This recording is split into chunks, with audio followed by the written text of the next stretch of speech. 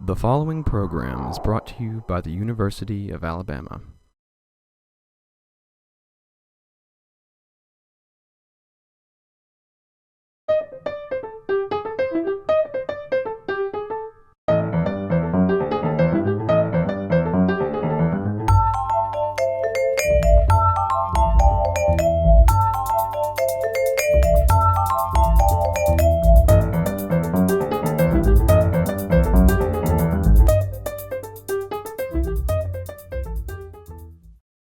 Although Zora Neale Hurston had written her autobiography, Dust Tracks on a Road, Valerie Boyd's biography of Hurston, Wrapped in Rainbows, is the standard, thorough and readable, with the pace and unexpected turns of a fine novel. Boyd is now at work editing the Journals of Alice Walker. I spoke with Valerie Boyd at the annual Alabama Literary Symposium on the campus of Alabama Southern Community College in Monroeville, Alabama. Well, Valerie Boyd, it's nice to see you, and thank you for coming in. Thank you, Don. My pleasure. We're here in Monroeville, Alabama. You're at the Alabama Literary Symposium because you've written this remarkable biography of Zora Neale Hurston, who is sort of an Alabama writer. Straighten us out on the sort of. Well, Zora Neale Hurston was actually born in Notasulga, Alabama. It's hard to say, but she grew up in Eatonville, Florida, and her family moved to Eatonville from Notasulga when she was just a toddler. Yeah. So her memory of Alabama is kind of non-existent. I mean, she did talk about Alabama and wrote about Alabama as the home place for her parents, John Hurston and Lucy Hurston. Right. They grew up there and got married there and then moved to Florida, to Eatonville. So for her, Eatonville was always home.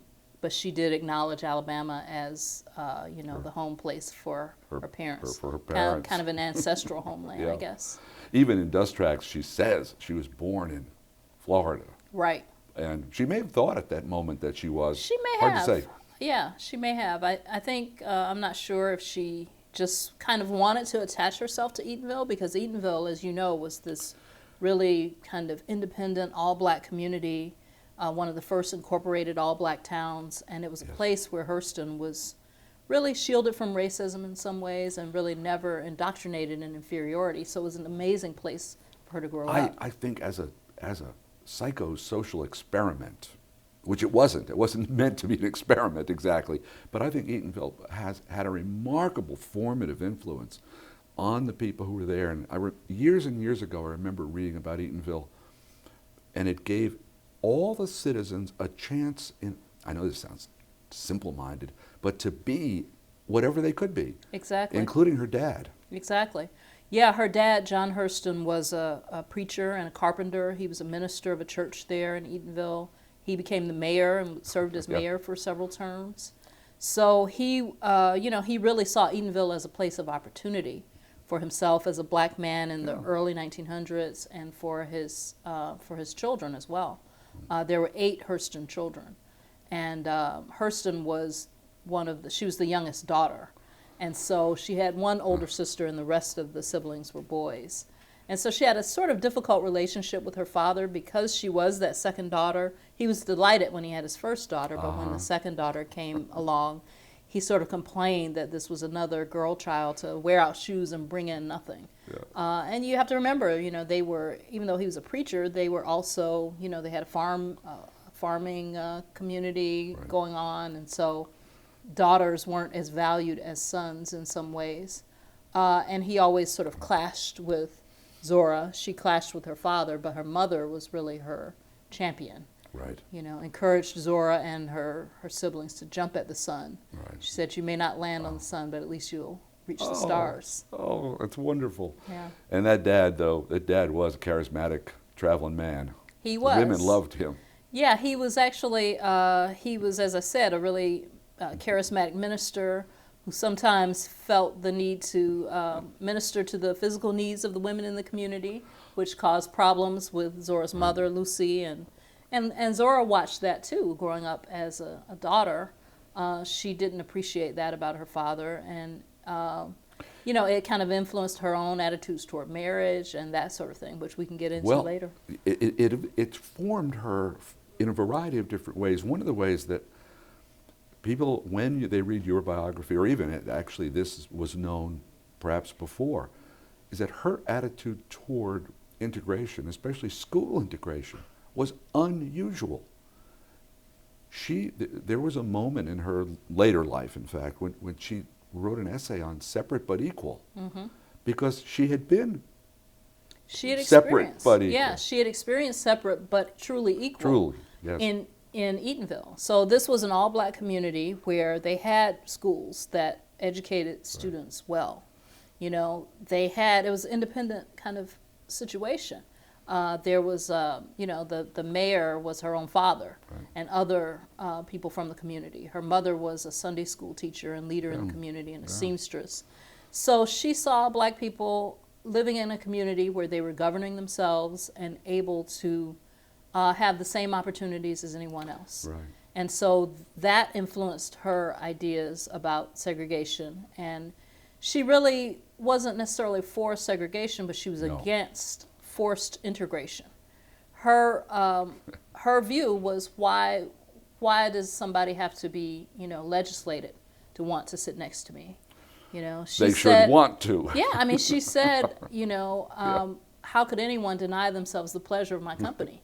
Right. That's how she felt about herself, and that sort of self-confidence was born and bred in Eatonville. I remember trips she took, automobile trips, often alone, very extended journeys, but one time with Fannie Hurst, where they would go into a restaurant or a hotel, and there would be prejudice, and Fannie Hurst was irate, and Zora would sort of shrug it off. Well, she understood the rules as a black Southerner during that time.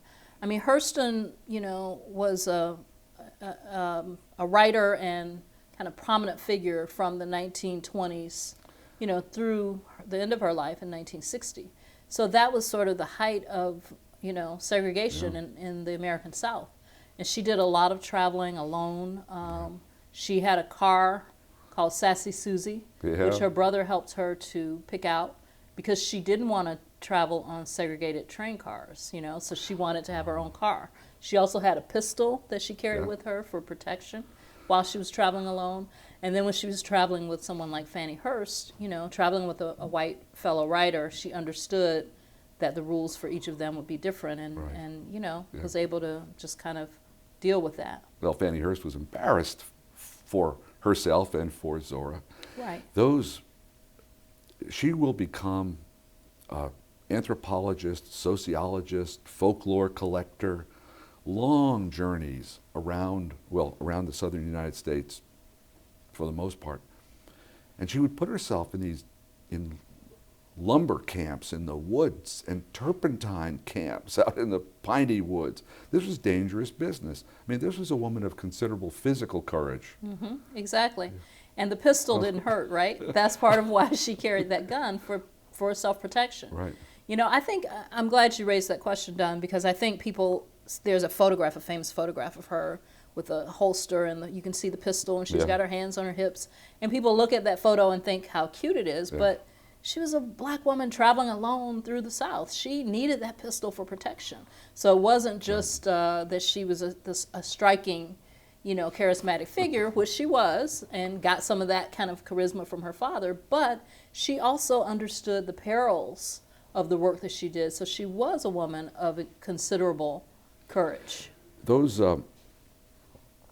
She was a physically very attractive woman, sexy, colorfully dressed, bandanas, scarves, hats. I mean, really an attention getter. And this made other women jealous. Some of the danger came from other women. Yeah, sometimes in the turpentine camps, for instance, or the lumber camps, where she was collecting stories. I mean, part of her work in those communities was to document the lives of those workers and to collect their stories, their folk tales, their songs, their dances. She was really interested in the culture of the kind of self-taught, Negro farthest down is what she called. Right. Just regular, ordinary self-taught country black folks, you know. And so she would embed herself really in these communities, what we would today call something like immersion journalism. Yes, or, right. You know, she would embed herself in these communities and become a part of the communities. And so for that reason, sometimes she would have conflicts with other members of the communities, women who were jealous of her relationship to perhaps a man in the community who was sought after. And so, you know, she was able to protect herself, to develop friendships. She had I'm sure you read in my book about her friendship with this woman named Big Sweet, who was a kind of boss, not actually a boss, but a real force, Yeah. an impactful figure at one of the working camps where Hurston lived for a while. And Big Sweet befriended her and so actually protected her from a woman who was irate and wanting to attack her. So, you know, it was an adventurous life, but very serious always. Hurston was always very serious about her work as a writer and an anthropologist. It's amusing to think, in your phrase, immersion journalism, I was lucky enough to know George Plimpton for a while. Wow. And I'm trying to imagine George Plimpton in a lumber camp deep in Florida or deep in Georgia. Right. Not happening. Yeah, Plimpton did a different kind of... The Detroit Lions. Right, he did a different kind of immersion. Absolutely right. Yeah. She was a trained sociologist, anthropologist, had gone to Howard, had gone to Columbia, was trained. Has studied under Franz Boas at Columbia. Who was the best. Yeah, he was the best at he's the known time. as the father of anthropology. But training wasn't enough. I think what comes through your book, chapter after chapter, is those folk would tell their stories to Zora Neale Hurston when they would not have told those stories, not just anybody, but nobody. She was such a folk herself. She got the stories out of them. Yeah, and she did that through that immersion by really becoming a part of the community.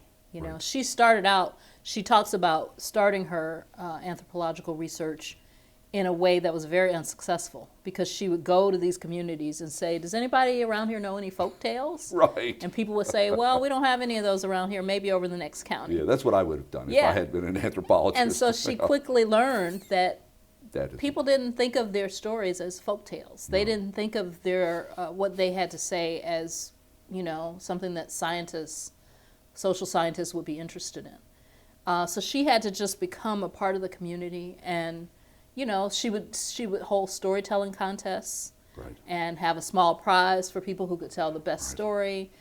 She would have, you know, she would encourage people to do dance contests. I mean, different things like that. So she was able to see the folk culture on display just in a natural kind of organic environment. She was folk culture, and they identified the real thing, and then they responded to it. Exactly. One of the things that got tricky when she would publish was language. In order to communicate with the indigenous population, with the source of her folklore, she had to speak their language. And sometimes people complained about her language in her books, that it was too informal, that it was too folksy. What did you make of that? Well, I think with that, what Hurston was trying to do was to say, she was trying to preserve that language, and she was trying to say, this language is literature. This language is poetry. This language needs to be, you know, celebrated and preserved. And so she was very clear about wanting to write in the way that these Southern black folks spoke. And when I first read Their Eyes Were Watching God, her 1937 masterpiece, I was amazed by it, because that was the first time I had seen in a written form the way my grandparents, who were from Alabama, spoke. Oh, to see that written out and to just hear my grandmother's voice, you know, when I was reading Janie Crawford or her grandmother, Nanny. I was like, wow, this is the way my grandfolks speak, you know? And so I think she captured that language and captured it in a way that was respectful, and also just really, you know, preserved it and elevated it to literature. Well, it would have been lost eventually. It would if have. it's lost now, probably it's not. It's somewhere. There's this one line in Their Eyes Were Watching God, which I've never forgotten. It was after she becomes disenchanted with her husband. She says, it's said, she was never petal opened to him again. Yeah. And I've never seen the phrase anywhere else in my life, and yet I do know what it means. Yeah. And the interesting thing about Their Eyes and a lot of Hurston's other work is that there are two languages in it. There's the language of Hurston as the narrator, which is this very beautiful poetic language, like using a phrase like petal open.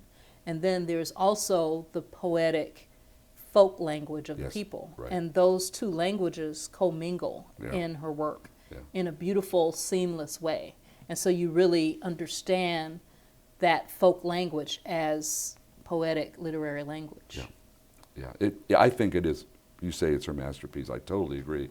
There are other good books, but I think that's, if you can just save the one, that's the one. I would say Moses, Man of the Mountain is another masterpiece of hers. Okay. And it's also from the 30s. So if you haven't read that one, I'll come back and we can talk about that one next time. The 30s, I mean, obviously the Depression is on. Everybody's poor. Writers are especially poor.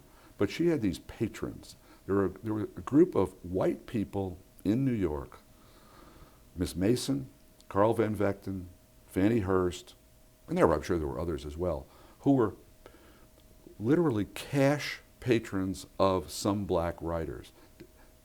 They put them on salary, sort of, on retainer. I've never, I mean, one knows about the Italian Renaissance or something, but where painters have patrons. But I've never heard of that anywhere else in America. Yeah. Is that something you know about other than this group? I think it was a unique time. It was a time when, the 1920s saw this real flowering of black arts and culture that we now know as the Harlem Renaissance. At the time, they called it the New Negro Movement. Right. And it was the 1920s. Black people were living in New York, specifically kind of congregating in Harlem. And so for white people who lived downtown, going uptown to Harlem was a thrill. It was an opportunity to kind of intermingle with other people. And these were exciting artists doing interesting work. You had not only the writers like Hurston, but you had visual artists, you had musicians. You had the Cotton Club. Yeah, the Duke Ellingtons, the Count Basie's, the Cab Callaways, all of these people who were doing important work during that time. So they drew all kinds of fans. Right. And so you had someone like Charlotte Osgood Mason emerge, who was very interested in kind of Native American and African American culture. And so she specifically became a patron to Zora Neale Hurston, Langston Hughes, and several other writers of the Harlem Renaissance period. And really was generous to them as a patron, but also expected to be able to control their work to some extent. Yes, you had to pay the piper. If you took money from Miss Mason, you had to write, publish what she wanted you to do. Exactly. I think this is gossip, but I'm going to ask anyway. On page 221, I believe it is. Wow, you have a page number. There's a page about the sexual practices of the writers of the Harlem Renaissance, and I thought, I didn't know that. A huge percentage of the men and several of the women were gay. I went until I read your book. I did not know that. Ethel Waters, Moms Mabley, Billie Holiday? No, not Billie. To some extent, Ma Rainey, Bessie Smith. Bessie Smith, that's what I'm thinking of, not Billie women. Holiday. Yeah. And there have been some books that kind of look at the blues women specifically. Really? And I feel like Hurston was sort of in that blues women tradition in terms of what she was writing. Hurston herself was not known to have relationships other than with men. Right. But she was certainly kind of open-minded, and many of the men of the Harlem Renaissance, Langston Hughes, Wallace Thurman, and others were gay. And she was very close to them and understood, and accepted their sexuality. Sure. I mean, these were artists at a time when, they were able to form a community of support for each other, a community of friendship and artistic and intellectual exploration.